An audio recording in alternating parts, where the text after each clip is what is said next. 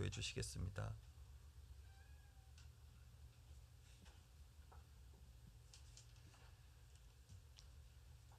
거룩하신 하나님 아버지, 감사합니다.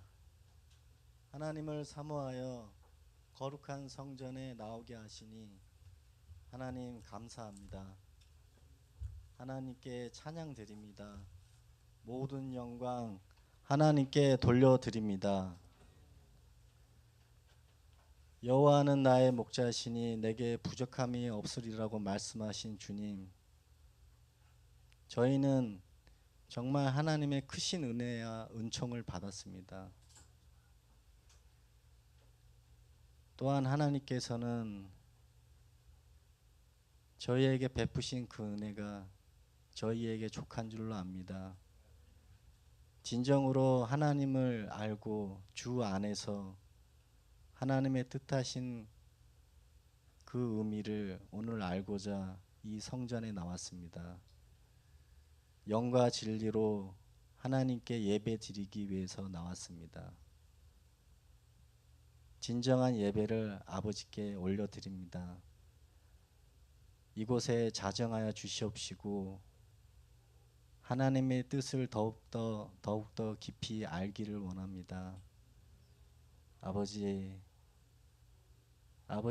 그 뜻이 저희에게 전가되어서 하늘나라가 이 땅 가운데서 이루어진 것처럼 편안이 아닌 저희에게 평안을 또 허락하신 주님, 여호와여, 주께서 나를 살펴보셨으므로 나를 아시나이다. 저희의 모든 심령과 중심을 아시는 하나님, 또한 하나님께서는 범사에 때가 있다고 말씀하셨고 천하 만사가 다 때가 있다고 말씀하셨습니다. 이 마지막 시대에 저희들은 오직 주 안에서 이 세상의 것을 바라는 것이 아닌 오직 주의 뜻을 구합니다. 말씀하옵소서. 종이 듣겠나이다. 아버지, 이곳에 자정하셨습니다. 아버지를 느낍니다. 아버지 사랑합니다. 아버지를 더욱더 사모하겠습니다. 저의 죄를 감싸주시고 저의 영을 만져주시옵소서. 이 제약된 세상 속에서 저희가 어떤 일들을 해야 할지 아버지 알려주시옵소서. 이 예배가 진정으로 아버지께 온전히 드립니다. 하나님, 이 예배를 기뻐 받아 주시옵시고 또 이곳에서 모인 하나님의 백성, 또 이곳에서 모이지 못한 백성이 있지만 아버지께서는 다 아십니다. 저의 중심을 아시오니 저희들을 축복하여 주시옵시고 또 이 땅 가운데 새롭게 하사 남과 북이 오직 복음으로 통일되게 하여 주시옵시고 무엇보다 이 세상이 멸망하는 그 땅에서 저희들의 마지막 그 순간까지 오직 하나님의 뜻을 구하며 오직 하나님을 그 천국을 향해서 저희는 구원을 받았습니다. 저희의 예수 그리스도를 믿는 그 이유는 오직 천국 가기 위해서 믿습니다.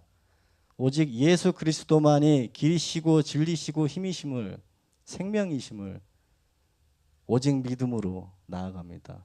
이 믿음이 끝까지 붙들고 나아갈 수 있도록 아버지 붙들어 주시옵소서. 아버지 진정으로 예배를 받아 주시옵시고 영과 진리로 아버지께 영광을 올려드립니다. 아버지 감사합니다.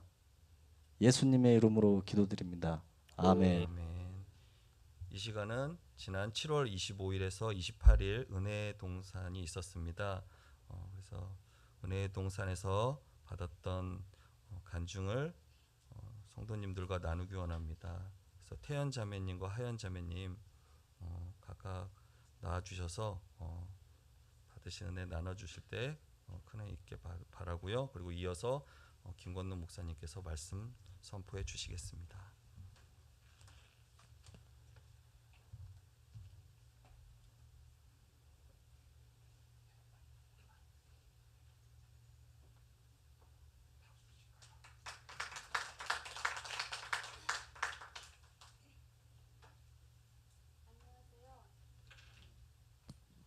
안녕하세요. 저는 이번에 박 권사님 추천으로 3박 4일 천국 여행을 다녀왔습니다. 사실은 가지 않으려고 했었어요. 부흥회 다녀온 지 얼마 안 되어서 네 하고 안 가려고 했었는데 권사님이 꼭 가봐야 된다고 너무 좋은 것이라고 천국이라고 태연이가 한번 가봤으면 좋겠다라고 하시더라고요. 그래서 나는 천국 소리에 귀가 설깃했습니다. 나한테는 말로만 듣던 천국이니까요. 일단 드러나 보고 가자 하고 경험자이신 권사님께 여쭤보았습니다. 권사님 천국이 어땠어요? 라고요. 그런데 권사님이 비밀이래요. 태연이가 한번 가보래요. 직접. 3번을 물어봤지만 다 비밀이라고 하셔서 포기하고 그냥 가보자 하고 마음을 먹었습니다.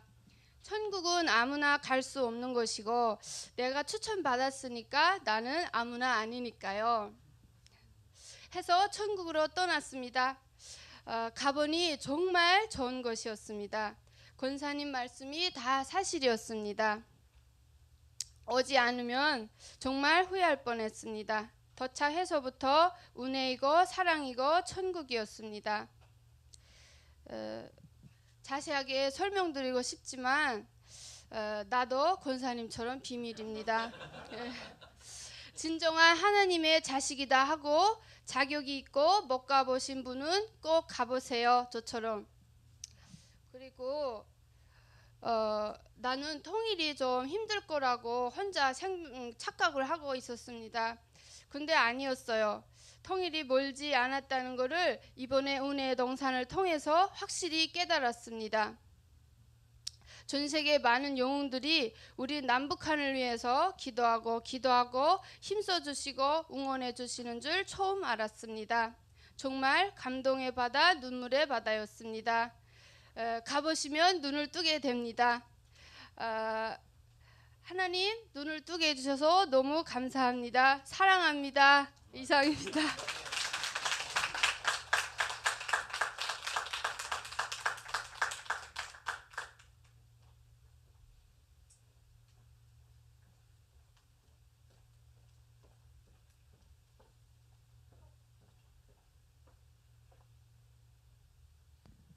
안녕하세요.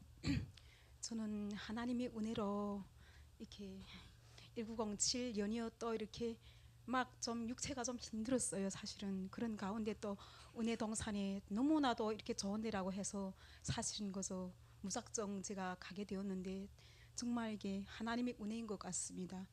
제가 나가서 이번에 은혜 동산에서 느낀 점은 처음부터 마지막까지 정말 이루 말할 수 없는 하나님의 시간표에, 하나님의 계획하에 우리가 모든 익숙해지리 하나님의 시간표에 맞춰서 우리가 진행이 되고 진짜 우리를 구원받게 하시려는 하나님의 그 깊은 뜻이 정말 그 마음이 따뜻한 마음이 느껴지더라고요. 진짜 눈물 흘리고 은혜 받았고 진짜 아니라 진짜 그 옛날에 이스라엘 백성들이 진짜 엘리야 선지자를 진짜 그 힐의 바람을 타고 진짜 승천하여서 죽음을 맛보지 않고 바로 승천하지 않았다. 그때 눈물이 나. 그때 진짜 그 진짜 육체의 그 육체로 다시 오신 것이 아니라 진짜 세례 요한을 통해서 진짜 침례를 받게 하고 진짜 그 특히 안수기도를 받을 때 전 정말 쓰러지고 말았습니다. 내가 넘어지니까 태원 자매도 바로 넘어지는 것이었습니다. 따라서 탁 넘어지는데 영화의 한 장면 같았습니다. 너무나도 감동적이었고 진짜 그 어둠 속에서 막 한상하는데 그 진짜 그 엘리야 선지자가 바로 눈앞에서 저를 진짜 세례 요한이 진짜 선지자가 저를 이렇게 하는 그런 느낌이었습니다.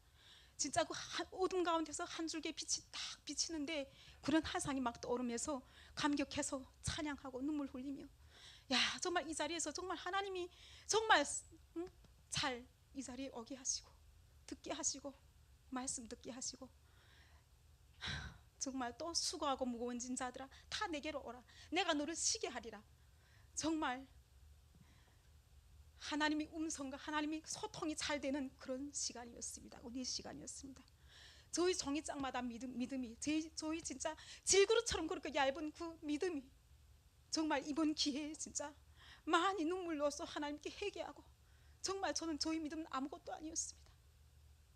너무나도 제가 처음부터 마지막까지 정말 우리 처음에 뭐 할 말이 우리 하나님 앞에서는 자랑할 것이 하나도 없습니다. 뭐 그냥 그리고 진짜 우리 가정 안에서도 우리가 서로가 부부가 서로 사랑하고 제가 이번에 많은 걸 느끼고 진짜 들어와서 그렇게 하려고 했는데 그게 뜻대로 안 됐습니다. 사실 제가 신랑한테 발을 씻어주려고 했거든요. 사실은 거기서 제가 이게 막 예수님의 제자들한테 발을 막 씻어주는 그런 게 우리가 체험했는데 그때 정말 제가 눈물 흘리고 진짜 그 예수님의 사랑을 진짜 피 흘리신 십자가에서 우리 죄를 다 진짜 이루어주는 그 예수님의 사랑을 무지한 저는 이 하연이는 정말 그님의 그 진짜 피값을 정말 우리는 이해 못하고 저는 너무나도 무지하게 정말 교만하고 사치하고 거짓되고 그렇게 살아왔습니다. 그 무거운 짐을 하나하나 풀어놓기 시작했습니다. 주님 앞에 정말 눈물로써 해결했어. 진심으로 기대하니까 하나님의 음성이 들리고 하나님과 영적으로 소통이 되고 그런 시간이었습니다. 여러분 정말 우리 인천 하나 은혜력 교회는 정말 하나님이 진짜 복을 주신 그런 교회입니다.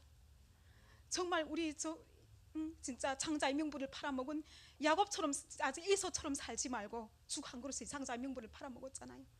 창세기 33장 3절 말씀에서 진짜 에서가 야곱이 은혜를 받으니까 에서에게 어긋남이 입맞추며 에서도 같이 은혜를 받잖아요. 우리가 가정에서도 그래요. 내가 은혜를 받으니까 남편이 은혜가 일어나고 서로가 이해하고 사랑해주고 하니까 서로 부흥 일어나고 가정에서 부흥 일어나니까 먼저 진짜 하나님께서 창세기에서 제일 처음에 벌써 가정이라는 기간을 주셨잖아요. 가정이라는 기간을 먼저 이 세상 만물을 다 창조하시고 처음으로 진짜 만드신 것이 가정이라는 기간입니다. 그 가정이라는 기간 안에서 진짜 우리가 교회를 하나님이 몸된 교회를 이렇게 세워주시고 어느 날에 우리 탈북민들이 진짜 먼저 이 땅에 지명하여 불러주셔서 이 땅에 와서 우리가 진짜 통일을 마중물로서의 그 역할을 감당하고 제가 빛과 소금의 역할을 감당하고 우리가 진짜 너무나도 은혜롭고 감동하고 진짜 눈물로서는 제가 더 이상 진짜 그 지도를 맞으며 촛불 하나하나를 살릴 때 이 어둠이 살아나고 진짜 정말 그칠 수 없는 눈물이고 그랬습니다. 제가 목사님 설교가 길어질까봐 제가 간단히 한다는 게 좀 길어졌네요. 그리고 제가 거기에서 이거는 제 자랑인데 좀 들어가는데 살짝 하겠습니다. 제가 처음부터 마지막까지 조금 인기가 있었습니다. 수학을 잘하는 사람이 나와보라고 하는데 한 명도 나가지 못하더라고요. 제가 나갔습니다. 제가 나가서 잘해서 마지막까지 우리 그것도 상도 타고 상도 먼저 타고 뭐 춤도 즐겁게 추고 팀 리더로서의 활동도 하고 그다음에 또 이게 생명의 꽃 팀에서도 또 제가 또 그런 주요 역할을 맡아서 제가 예수님 역을 맡게 되어서 성실히 가늠한 여인이라는 그 진짜 그것 가지고 했는데 모두도 나를 보고 가늠한 여인을 하라고 그러더라고요. 근데 제가 그랬어요. 제가 가늠한 여인을 하는 순간 신랑한테 쫓겨납니다. 저는 가늠한 여인을 아니라 예수님 역을 하겠습니다. 담대하게 예수님께서 그런 마음을 내가 좀 해보아라 이런 마음을 주시더라고요. 그래서 또 우리 또 태연 자매가 이렇게 또 잘해가지고 우리 합심해서 또 잘하더라고요. 가늠한 여인 역을 또 이렇게 잘하더라고요. 그래서 아주 애교스럽게 잘하고 사람들이 인기도 받았고 우리가 정말 우리 팀이 또 하나님께서 제가 어릴 때 진짜 그 내가 꿈과 있던 그런 걸 하나님께서 다 찾아주시고 또 그림도 그리게 하시고 제가 그림을 다 그려가지고 생명의 꽃 우리 팀의 이름을 내가 달아주고 생명의 꽃이라고 달아주고 그 다음에 그걸 설명해주고 그래 뭐 쭉 뭐 더 할 말은 많은데 뭐 그렇게 하고 정말 목사님 우리 진짜 교회 안에서 제가 할 말은 마지막으로 할 말은 진짜 우리가 부흥이 일어나야 돼요. 진짜 아니게라 가정에서나 진짜 서로 사랑하고 하나님은 사랑이시잖아요. 성경 전체가 믿음과 사랑이시잖아요. 정말 우리가 소금이 진짜 짠맛을 내고 그 짠맛이 없었으면 어떻게 우리가 살아가겠습니까? 진짜 우리가 녹여야 돼요. 서로 부부간이 녹여지고 사랑으로 하나가 되고 우리 진짜 아니게라 그 죄가 없어지면 하나님의 영과 소통이 잘 되더라고. 영적 소통이 그 순간만큼은 온 마음이 진짜 청결해지고 깨끗해지고 진짜 야 모두가 이렇게 살아간다면 하나님의 음성을 들을 수만 있다면 우리가 얼마나 이 땅에서 진짜 하나님이 바라시는 대로 하나님이 원하시는 대로 그렇게 될까요? 우리 진짜 참 아름다울 것 같아요. 이상입니다. 살아계신 우리 주 예수 그리스도 모든 영광 찬송 주님께 올려드립니다.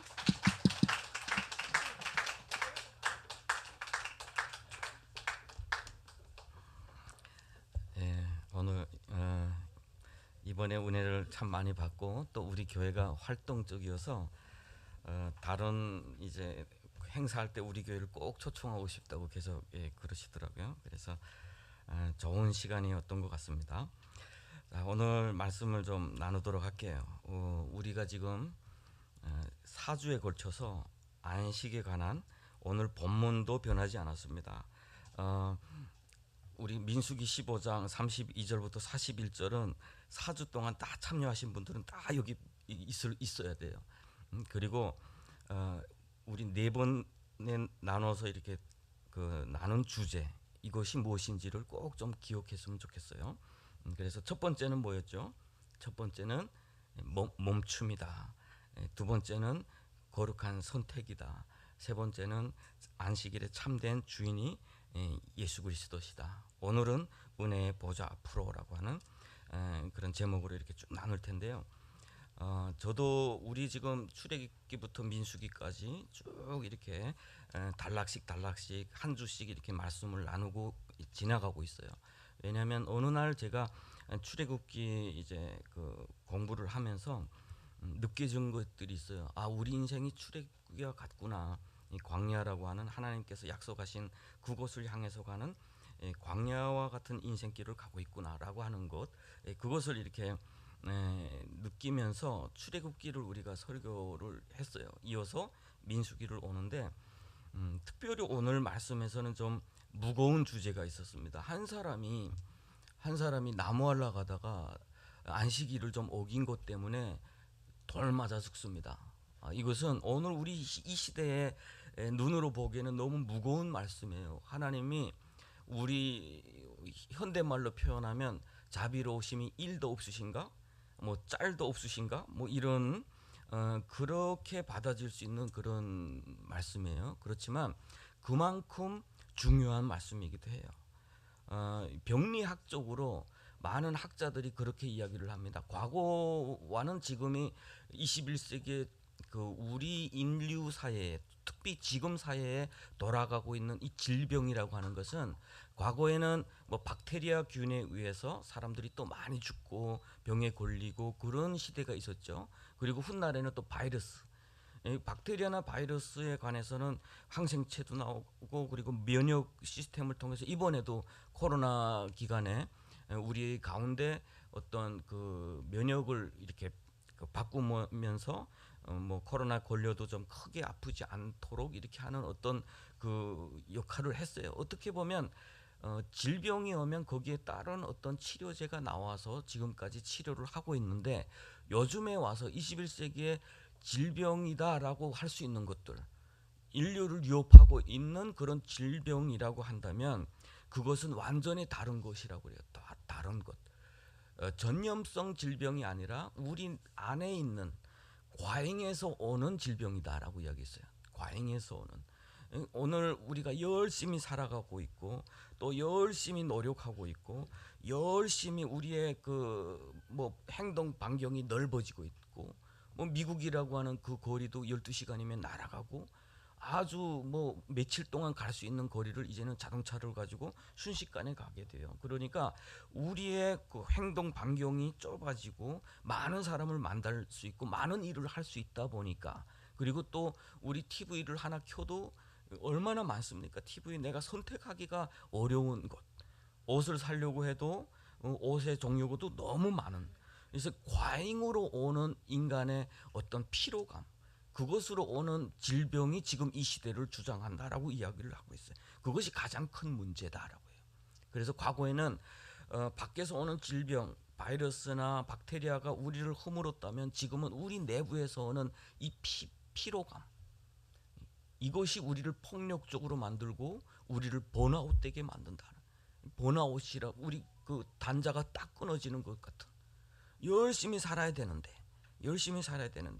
경쟁해야 되는데, 그래서 누군가 나 자신에게 필요한 것을 채우는 것이 아니라 누군가 나를 바라볼 때 저 사람 괜찮겠어 하네라고 하는 것을 보여주기 위한 어떤 결핍에서 오는, 열심히 살아가는 것, 그것에서 오는 괴로움, 그런 고통, 그것은 우울증을 낳기도 하고 여러 가지 그 마음속에 질병을 낳기도 하는데 그 결과는 뭐예요? 사람이 폭력적이게 하고 사회를 파괴하고 인간관계를 단절시킨다라고 하는 거예요. 그러면서 오늘 본문 말씀에서 한 사람이 안식일을 어김으로 인해서 돌에 맞아 죽는데, 사실은 이 말씀의 깊이 하나님의 뜻을 우리가 좀 찾아보면은 결국에는 이 사람들이 자기가 결국에는 그 하나님의 말씀을 순종하지 않고 하나님께서 인도하시는 그 젖과 꿀이 흐르는 땅으로 갔을 때에 결국에는 뭐예요? 바로의 밖에서는 피할 수 있어도 내가 주인된 그 땅에 가서는 또 많은 우상을 만들어낼 수 있기 때문에 안식일을 지키지 못하는 사람에게 돌로 치라고 했다. 그것은 하나님이 직접이 아니라 모든 공동체가 결국은 안식일을 지키는 것은 공동체적인 일이다라고 하는 것을 우리가 볼 수가 있어요. 오늘날 우리에게는 정말 쉼이 필요한 시대인 것 같아요. 오늘날 우리 그 대한민국, 특별히 대한민국 세계 10위권의 경제 강국이고요, 문화 강국이고요. 뭐 한류가 전 세계를 지금 흐른다고 우리는 스스로 자랑하고 있고요. 그렇지만 우리 한류를 주도하고 있는 그 사람들 가운데 들어가 보면 그 사람들은 자기가 없어요.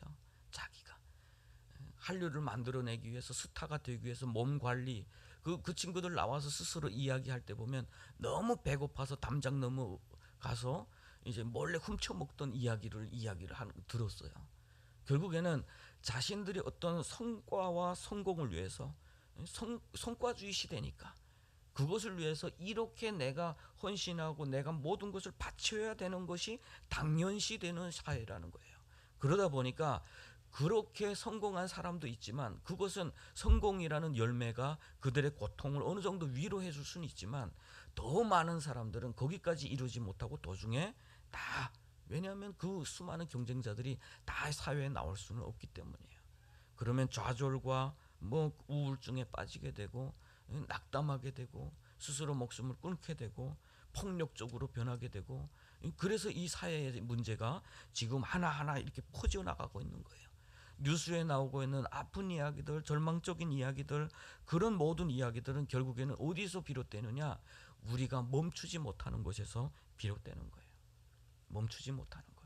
안식일은 처음에 하나님께서 태초에 천지를 창조하시는 그 시간대에 안식일이 먼저 있어요. 그래서 이스라엘 백성들이 십계명을 받기 전에 이미 이들 가운데는 안식일 개념이 있었다. 성경을 보면 그렇게 나오고 있어요. 안식일. 왜냐하면 하나님께서 6일 동안 창조하시고 7일을 쉬셨다. 복을 주셨다. 복이라고 하는 그 개념 가운데는 멈춤과 함께 있다라고 하는 거예요. 우리가 열심히 일해서 채우는 것에 복이 있는 것이 아니라 멈춰서 하나님께서 채우시는 그것에 복이 있다라고 하는 것을 성경은 우리에게 이야기를 해줬어요. 그럼에도 불구하고 우리는 열심히 살아야 돼요. 필요를 채워야 돼요. 우리가 이 결핍을 채우지 못하면 결국에는 그 우울해지게 돼요. 우울해지게 돼요. 난 왜 이렇지? 옛날에 제가 출애굽기 공부를 할 때 함께 공부했던 분이 저 유명했던 뭐 옛날에 아주 유명했다고 그러더라고요. 우리 훗날에는 보질 못했는데 개그맨이셨어요. 근데 그분이 어느 프로그램을 탁 해가지고 크게 인기를 얻어서 사회적으로 순식간에 성공을 이루었는데 집을 사고 뭐 그 얻을 거 다 얻는 순간에 이 사람은 같이 우울증이 왔다고 그랬어요. 그때부터는 이것이 두려웠다는 거예요. 자기 처음에는 빈손으로 시작했을 때는 그 과정을 쭉 돌이켜보면 그때가 행복했다는 거예요. 열심히 살아가는 그 과정은 행복했대요. 어느 순간에 성공했을 때 그때부터는 내가 이것을 잃을 것 같은 어떤 두려움에 빠져서 잠을 못 자고 술을 취하고 우울증에 빠져 있었다고 그래요. 훗날에 다 잃고 지금 교회 나와서 예수 만나고 나서 자기의 삶은 지금 어떤 삶이냐, 그 행사가 있죠. 저기 지역마다 지역 행사가 있을 때마다 개그맨 누구를 찾으면 가서 생활비를 받고 사는 그런 행사 위주로 뛰는, TV에도 나오지 못하는 그런 삶을 살아요. 그런데 그 본인은 너무 행복하대요. 왜냐하면 자기가 지금까지 세상이 주목했을 때 그 느껴지는 그 중압감, 그리고 거기에 따라오는 그 그것이 자기를 너무 무겁게 했다는 거예요. 그래서 술과 우울증에 빠져서 있었는데 지금은 주님 앞에서 그거 다 내려놓고 하나님이 먹여주시는 그 길을 따라서 가다 보니까 이제는 그것이 너무 행복하다는 거예요. 자유롭다는 거예요. 자유롭다. 그래서 저는 그분의 그 간증을 들으면서 우리도 그런 삶을 살아내야 되지 않을까라고 하는 거죠. 우리가 과거에는 북한이라고 하는 그 시스템, 독재라고 하는 할 수 있는 것을 못하게 하는 그 억압 가운데서 우리가 사실은 결핍을 느꼈어요. 이것도 하고 싶은데 이 못하게 하고요. 우리가 나가서 일을 하면 좀 먹고 살 것 같은데 남자가 나가서 힘 있는 남자가 나가서 나무라도 해다가 팔면 먹고 살 것 같은데 북한 정권은 남자는 무조건 일터에 나와야 되잖아요. 일이 있든 없든 나와서 얼굴을 보여야 되고 그러다 보니까 계속 결핍했어. 우리는 좀 자유로우면 잘 살 것 같은데 그래서 탈북을 해서 성공을 해서 대한민국에 와서부터는 바뀌었어요. 그때부터는 우리가 처음에 질병의 개념하고 같아요. 과거에는 밖에 바이러스가 나를 괴롭히고 나를 힘들게 했던 것 같이 과거에는 김일성이라는 우상 그 시스템이 나를 괴롭게 했던 것 같이 이제는 그것에서 벗어났는데 내 안에 있는 성과주의, 성과를 내야 되라고 하는 그 억압, 그것에 빠져들기 시작했다. 그래서 요즘에는 정말 안식이 필요한 시대. 그래서 저도 오늘 말씀을 묵상하다가 이 네 번 4주에 걸쳐서 원래 이거 계획을 했던 것도 아니에요. 지금 정말 필요한 거구나. 우리 가운데 우리의 삶 가운데도 정말 필요하구나. 라고 하는 그 마음을 하나님께서 주셔서 오늘까지 지금 4주 차에 걸쳐서 진행을 하고 있어요. 첫 번째는 우리가 좀 멈추자. 우리가 속도를 좀 조절하자. 열심히 달려가는 것 좋지만 치열하게 살아가는 것 좋지만 그러나 목적 있게 살자라고 하는 목적 있게. 어떤 아이들한테 그 나무와 이제 칼을 잘 쓰고 이런 몽둥이 그 어느 책에 그런 게 있어요. 이렇게 나누어 줬대요. 그런데 시간이 지나서 보니까 하나의 데는 톱밥이 막 깎아서 톱밥이 가득하고 한쪽 아이에게는 배 모습이 이렇게 나와 있더래요. 그러니까 목적 있게 사는 사람은 무엇인가를 만들어낸다라고 하는 그런 의미예요. 목적 없이 칼과 내 재력만 가지고 살아가면 결국에는 열심히 살아가는데 그것은 내 인생에 지저분한 톱밥만 가득 만들어내는 결과를 가져올 수 있다라고 하는 거예요. 목적 있게 사는 것. 그러면 우리 예수 믿는 사람들에게 안식을 얻을 수 있는 사람에게 하나님께서 우리에게 명하셨던 안식일을 지키라라고 했던 그렇게 말씀을 받은 사람들은 어떤 삶을 살아내야 되는가 하는 거예요. 어떤 삶을 살아내야 되는가. 우리가 기독교에는 수많은 예배와 교리와 신조와 그리고 또 밖에 나가면 결혼과 가정과 일터와 여러 가지 모든 것들이 있는데 예수 믿는 사람들은 결국에는 무엇을 목적으로 사느냐? 그것은 결국에는 내가 하나님께서 보여주신 것, 내가 하나님을 아는 것만큼 삶에서 살아내야 되는 거예요. 삶에서 살아내야 되는 거. 하나님은 정보로서 내가 알고 있는 것, 그것을 믿는 거라고 착각을 하면 우리의 삶에는 어떤 안식도 우리는 찾아낼 수가 없어요. 하나님께서 우리에게 보여주신 말씀과 하나님께서 우리에게 보여주신 사랑과 이번에 가서 경험했던 어떤 그 은혜의 그 시간들, 하나님과의 그 만남의 시간들, 그것이 나의 삶이 되게 하고 나의 삶에 이어지게 하는 것, 그것에 어떻게 보면 참된 안식이 있다라고 하는 거죠. 오늘 본문에도 말해요. 나는 너의 하나님이 되려고 애굽 땅에서 너희를 인도해낸 하나님이다라고. 너의 하나님이 되고 싶다는 거예요. 그런데 나는 지금까지 나의 필요와 나의 어떤 그 여러 가지 결핍을 채우기 위한 수단은 엄청나게 많이 가지고 있는데 진정으로 인격으로서 나를 사랑하신 하나님을 만나지 못했다라고 한다면 그것은 진정한 안식을 누릴 수가 없는 것이다라고 하는 거예요. 그래서 성경에는 그런 이야기가 있어요. 히브리서에 보면 모든 사람에게 복음은 들어졌는데 전파됐는데 어떤 사람은 안식에 들어가지 못했다라고 이야기해요. 안식에 들어가지 못했다. 그래서 우리는 두려움으로 이 안식을 얻어내야 된다. 그것은 뭐냐? 순종이다. 이런 말씀을 했었어요. 그러면서 마지막에는 그렇게 말씀을 하십니다. 우리가 은혜의 보좌 앞으로 나가자. 담대히 나가자. 오늘 제목이기도 해요. 은혜의 보좌 앞에 은혜의 보좌 앞에라는 건 결국은 하나님의 임재 실존하시는 그 하나님과의 1대1 그 만남을 통해서 우리가 정말 하나님을 내 지식이 아니라 인격적으로 진짜 하나님을 만나는 그 시간이다라고 하는 거예요. 성경 전체 보면 아브라함도 그 우상이 가득한 땅에서 하나님을 인격적으로 그 만나는 시간 가운데서 그의 삶이 하나님께서 보여주실 땅으로라고 하는 그 삶이 방향이 바뀌게 됐던 거예요. 이삭도 아버지가 돌아간 후에 생계가 급하니까 아버지가 과거에 이렇게 생계가 급할 때는 어디로 갔지? 애굽으로 갔네. 나도 가야 되겠다. 그렇게 가고 있을 때 하나님이 멈추라 얘기죠. 멈추라. 여기 있어라. 여기 있고 내가 너에게 명령하는 대로 순종하면 내가 너희 아버지에게 했던 모든 것들 너한테 다 이루어지게 하겠다. 거기에서 순종의 자리에서 하나님과의 교제가 일어나고 결국에는 그때 한 해 농사가 100배 거뒀다라고 이야기를 해요. 야곱도 마찬가지예요. 열심히 그 형이 가지고 있는 것을 빼앗기 위해서 누구보다 그 결핍을 많이 느꼈던 사람이에요. 그 존재적 결핍이죠. 형이 가지고 있는 그 축복 나 가지고 싶은데 왜 난 못 가지는 거야. 몰래 빼앗아내고 결국에는 핍박을 받고 도망치는 그 길. 그것이 결국에는 우리 오늘날 이 사회가 말하는 거예요. 우리 이 결핍을 채우기 위한 어떤 수단과 방법은 가정의 갈등과 불행과 아픔을 초래한다는 거예요. 그런데 도망치는 길에서 하나님께서 잊지 않고 찾아오시죠. 광야에서. 당신이 나의 하나님이시라면 내가 가는 이 모든 길에 나를 지켜주십시오. 그러면 내가 하나님 11조도 드리고 내가 하나님을 나의 하나님을 섬기겠습니다 라는 그런 고백을 했어요. 그런데 야곱은 역시 야곱 열심히 라반과 갈등 가운데서 재물을 거치고 또 다 가지고 결국은 돌아오는데 야복강가에서 또다시 하나님과 만나는 시간을 가졌어요.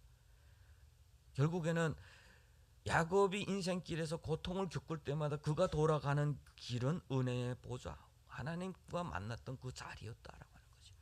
이스라엘 백성들도 마찬가지예요. 은혜의 보좌는 결국은 하나님이 임재하시는 지성소라고 하는 것이죠. 지성소. 거기가 은혜의 보좌로 이야기를 해요. 그렇지만 죄를 가진 존재는 거기는 들어갈 수 없었습니다. 그래서 하나님께서 예배 의식 어린 양의 피를 통해서 들어갈 수 있는 그 길을 만드셨고 대제사장이 그 대신해서 들어가는 길을 만드셨는데 예수님께서 그 대제사장이다. 그리고 예수님께서 우리처럼 같은 몸을 입으셨기 때문에 우리와 같이 연약함을 아시는 분이시다. 그래서 너희가 연약하다고 두려워하지 말고 은혜의 보좌 앞으로 때를 따라 얻는 은혜를 얻기 위해서 담대히 나가자라고 이야기를 하고 있는 거예요. 우리 예수 만난 사람들, 우리 예수 믿는 사람들은 항상 우리가 마음이 괴롭고 우리가 힘들 때마다 하나님의 임재 앞으로 다시 돌아가는 거예요. 돌아가는 것.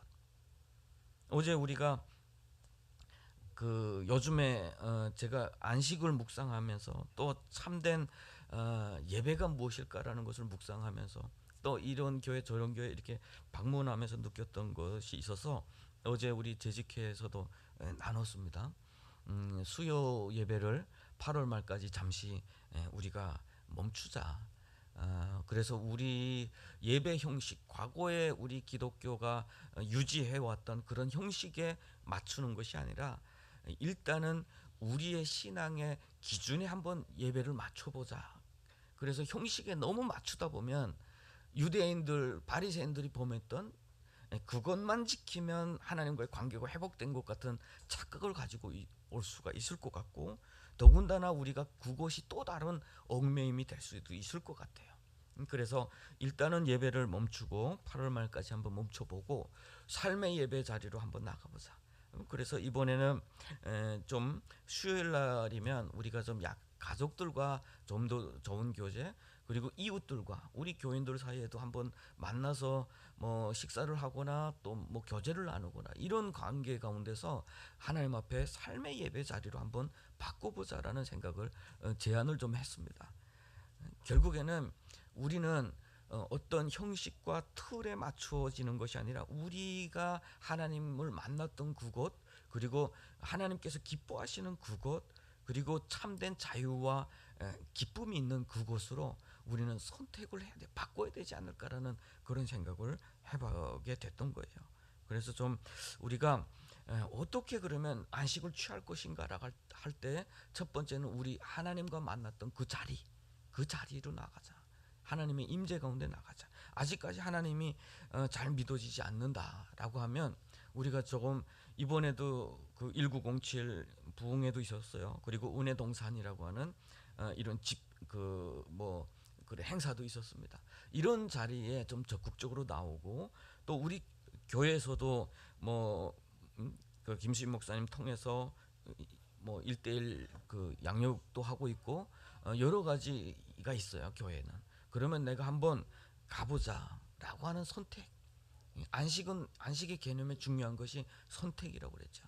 안식은 어느 날 내가 너무 힘들어서, 내가 너무 과소비적인 어떤 시대 가운데서 너무 힘들어서 그냥 쉬고 싶다 해서 탁 멈추는 것, 그것이 쉼이 아니라고 그랬죠. 일단 멈추는 것 중요하지만 이제는 적극적으로 거룩한 것을 선택하는 것, 다른 것, 내가 살아가는 삶의 방식과 다른 것을 찾아가는 것, 그리고 하나님께서 말씀하셨던 그것을 한번 찾아가는 것, 그래서 하나님의 임재를 진짜 정말 느끼는 것. 저는 그것이 어떻게 보면 이 시대가 뭐 북한 우상화 시대도 참 사악한 시대예요. 북한 우상화. 우리 기독교 역사에 보면 기독교인들을 그 북한에서 박해할 때 50 몇 년도에 북한에서 출판한 책이 있어요. 우리는 왜 종교를 믿지 말아야 되는가, 뭐 이런 책이 있었는데 그 책의 구절에 이런 것이 있었어요. 기독교인들은 주일 성수라는 이름으로 주일 노동, 일요 노동, 일요 등교를 거부했다, 이렇게 이야기해요. 열심히 살기 위해서는 일요일 날에도 학교도 가고 일요일 날에도 노동을 해야 되는데 너희들은 주일 성수라는 이름으로 그것을 거부했다. 그래서 혁명의 적이 된 거예요. 혁명의 적. 혁명은 뭐예요? 열심히 노동해서, 노동은 그 인간 개조의 첫 번째 아주 중요한 것이다라고 봐요. 인간 개조. 공산주의가 추구하는 자연 개조와 인간 개조 가운데 그 중요한 것이 노동이라고 보는 거예요. 그래서 노동을 통해서 그 중앙당에서 쫓겨나는 사람들 보고 뭐라고 그래요? 혁명화라고 그러죠. 혁명화는 다 밑에 내려가 노동으로 보내는 거예요. 이렇게. 그것이 노동 개조의 어떤 사상 개조의 중요한 것이기 때문에 그래요. 그런 걸 통해서 어떻게 보면 바로 왕이 그 했던 거나 똑같아요. 너희들 예배 드리겠다고? 너희들 예배 드리겠다고? 게으르다. 얘네들한테 더 무거운 짐을 좀 줘라. 너 더 무거운 짐, 딴 생각하지 못하게 해라. 그게 어떻게 보면 북한이죠. 사악한 건 맞아요. 그렇지만 자유로운 이 대한민국은 그렇지 않을까요? 사악하지 않아요? 계급, 돈에 따라 급수가 다 나눠지고, 돈에 따라 급수가 나눠지고, 뭐 그 많은 분들이 경험하는 이야기죠. 경차 타고 다니면 뒤에서 빵빵거리고 불이 끔뻑끔뻑거리고 할 때마다 나는 소외되는 거예요. 난 성공해서 BMW로 살 거다. 뭐 이래, 좀 더 큰 차 살 거다. 왜냐면 내가 교통수단으로서는 문제가 없어요. 그런데 서로가 볼 때 같이 차를 탁 세울 때 보면 옆에서 이만한 차가 탁 세워지는데 나는 요만한 차 가지고 탁 세울 때 존재적 이게 마음이 위축이 되는 거죠. 근데 만약에 여러분 내가 그것을 세우면서 기쁘게 그 사람하고 같이 악수할 수 있다면 여러분은 마음속에 이미 그것을 초월한 사람들이에요. 만약에 내가 그것에서 위축이 되고 있다면 나는 아직 안식을 누리지 못하는 그곳에 있는 사람이에요. 내가 아직까지 무엇인가에 눌려 있는 사람, 우상을 섬기는 사람, 우상을 만들어낸 사람이에요. 그래서 우리가 그런 면에서 좀 하나님의 그 은혜 가운데로 나가자. 그거 가운데 오면 다른 거 다 문제가 없어요. 내가 어떤 옷을 입던, 내가 어떤 가운데 살던 자유로움 가운데서 살 수가 있다는 거예요. 그러면 진짜 나를 찾는 거예요. 하나님과의 나를 만드신 그 하나님의 뜻을 내가 찾을 수 있는 상태가 되는 거예요. 그러면 나는 행복할 수가 있고 내 가족은 화목할 수가 있어요. 그런데 이거 다른 것이 아니라 서로가 성과주의 가운데 있을 때, 그래서 요즘에는 결혼도 안 하고 자녀도 낳지를 않는 거예요. 서로가 부담스럽기 때문에 그래요. 내가 그것을 이룰 수 없고 저 사람이 이룰 수 없다면 이라고 하는 그것 때문에 불안하고, 차라리 그럴 거면 내가 혼자 살겠다. 결국에는 안식이 없는 사회는 사회가 불안하고 사회가 파괴되고 사회가 결국은 망하게 된다라고 하는 것을 우리 성경을 통해서 우리가 알 수 있듯이 오늘 우리 사회를 통해서 우리가 또 알 수가 있어요. 대한민국 몇 년 후에 다 망한다라고 그러잖아요. 이것은 실질적인 문제예요. 몇 년 전까지만 해도 우리 아들을 어린이집 보내려면 기다려야 됐어요. 이렇게 대기자가 너무 많아서. 이제는 갑자기 어린이집에서 저희 집사람한테 전화해서 아이 모집해달래요. 아이를 모집해달래요. 몇 년 안에 학교는 문을 닫을 학교가 많이 있고 통폐합되는 학교가 지금도 많이 생기고 있고 앞으로도 많이 생길 거예요. 그러면 이 사회는 우리가 보기에도 끔찍하게 사회가 갑작스럽게 쇠퇴할 수도 있다라고 하는 거예요. 그게 어디서 왔어요, 여러분? 박테리아에서 왔나요? 아니면 바이러스에서 왔어요? 우리 마음에서 왔어요. 하나님이 없는 우리 마음, 안식을 모르는 우리 마음에서 왔어요. 우상을 만들어낸, 가나안을 차지했지만 또 다른 우상을 만들어내고 안식을 누리지 못하고 주변 열강들로부터 침략을 받았던 그 사람들처럼 우리도 그렇게 살 수 있다는 거예요. 자, 은혜의 보좌 앞에 은혜를 한번 사모해 보자라고. 은혜를 사모해 보자. 하나님의 임재 가운데로 우리 한번 나가 보자. 한번 그렇게 기도해 주세요. 하나님 진짜 살아 계신다면 한번 만나 주세요라고. 우리 인생이 그 파스칼이라고 하는 그 사람이 그런 이야기를 했잖아요. 파스칼이라고 하는. 이 사람은 과학자예요. 정치가예요.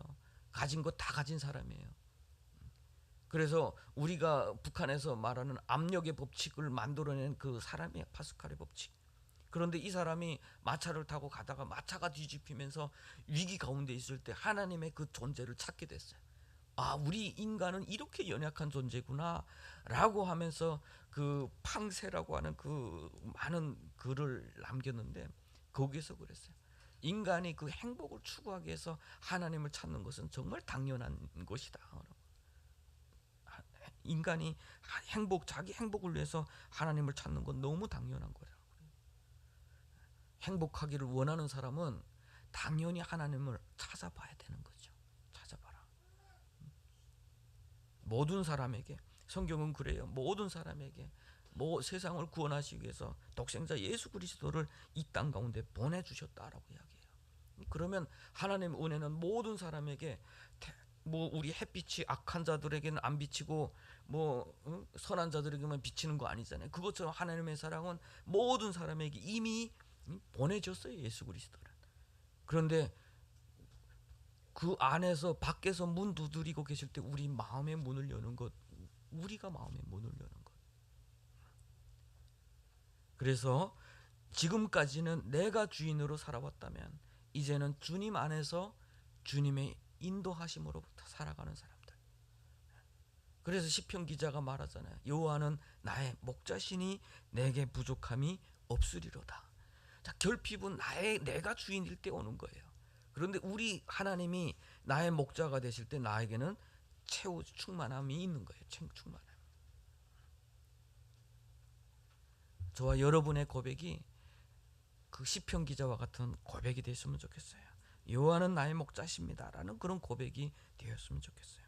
자, 그리고 또 안식을 누리기 위해서 우리는 한 가지 기억해야 될 거 있어요. 하나님은 우리를 각자로 부르셨지만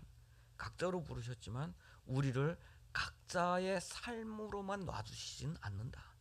은혜를 받은 사람은 그 은혜를 나의 가정으로, 나의 이웃으로, 내 국가와 내 민족으로 흘러가게 하셨다라고 하는 거예요. 그래서 나라가 위태로울 때마다 가장 많이 그 자리에서 일어났던 사람들이 기독교인들이었다는 거죠. 3.1 운동부터 모든, 어떻게 보면 저 김일성도 기독교 그 목사님들이 주는 그 돈을 받아서 그 살아왔던 사람이에요. 그 김일성의 회고록에도 있어요. 선정도 목사가 길림 그 교회에서 10원을 줬는데 그때 10원이면 천문학적 숫자예요.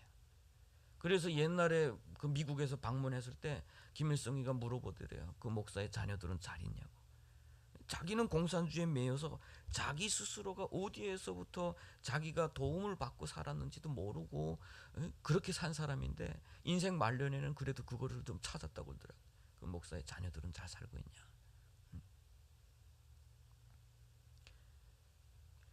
오늘날 우리 그 대한민국의 그 번영과 부흥 가운데는 다 기독교인들의 헌신이 있었어요. 오늘날 뭐 보세요. TV나 넷플릭스 보면 기독교인들은 다 나쁘게 나와요. 그런데 지성인들이라면 이게 그 지성을 포기하고 감성만 추구하는 사람들은 기독교를 욕해요. 쟤네 봐라 TV에 나오니까.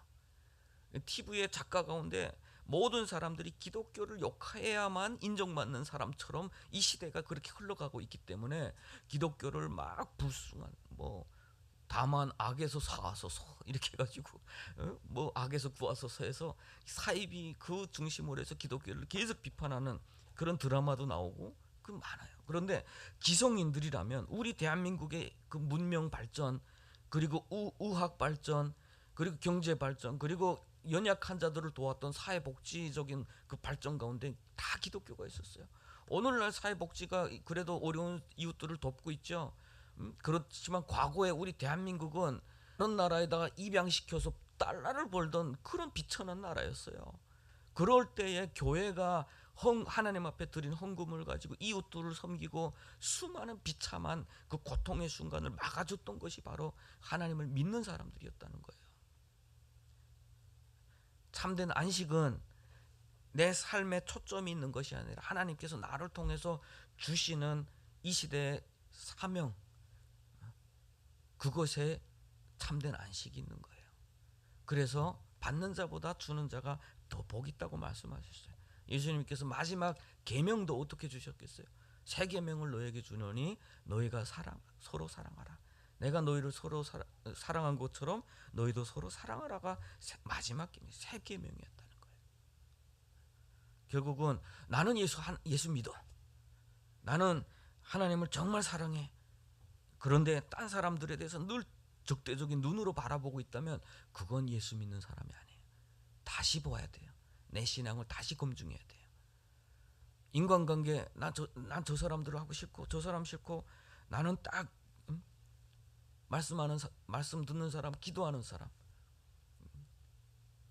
그렇지만 어떤 이 시대의 아픔과 그 절망 가운데 눈을 들여다보지 않고 귀를 들이지도 않고 내 형제 자매와 거룩한 그 공동체 가운데서 서로 교제를 이루지 못하고 그런 사람들은 역시 안식을 누리지 못하는 사람이다라고 하는 거죠. 그리고 마지막으로 우리가 또 하나 있다면 서로 섬기는 자리에 서야 된다. 예수님께서 말씀하셨죠. 나는 섬김 받으러 온 것이 아니라 섬기러 왔다. 그것이 기독교의 가장 중요한 원리이기도 해요. 서로 섬기는 자리. 이번에 1907도 마찬가지고 은혜동산도 그 은혜 받는 그 자리 뒤에는 엄청난 많은 사람들의 기도와 수고가 있었어요.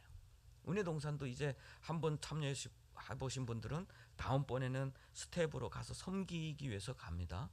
가서 열심히 은혜 받게 하기 위해서 정말 수고하는 새벽까지 잠을 못 자고 그런데 그거를 하면서 또 은혜를 받아요. 자기가 섬기면서. 이번에 1907 우리 교회 많은 분들이 운전으로 섬기고 뭐 식당 봉사하고 다 섬기셨죠. 주님의 손과 발이 되는 것, 주님의 종이 되는 것, 그래서 주님께서 하라고 하시는 그 일에 순종해서 살아가는 것, 거기에 역시 안식이 있다라고 하는 겁니다. 우리 하나님은 우리들을 착취하기 위해서, 우리를 힘들게 하기 위해서, 우리를 빼앗기 위해서 우리를 불러주시지 않았어요. 그 기독교를 박해하는 그 책에 보면 착취 계급의 어떤 착취 수단이다. 헌금을 강요해가지고 그들 그 인민 대중으로부터 그 뽑아낸다. 돈을 뺏어낸다. 막 그렇게 기독교를 비판했어요. 우리 그 북한에서 오신 분들은 그러다 보니까 이 개념에 대해서는 하나님 앞에 드림이고 당연한 것이라기보다는 빼앗김, 뜯김 뭐 이렇게 처음에 받아들이는 경우가 정말 많아요. 그런데 진짜 뜯긴 사람은 누구에게 뜯겼을까요? 우리 북한에서 우리 생명 전체를 다 뜯겼잖아요. 속에 우리 인생 전체를 다 빼앗긴 거예요.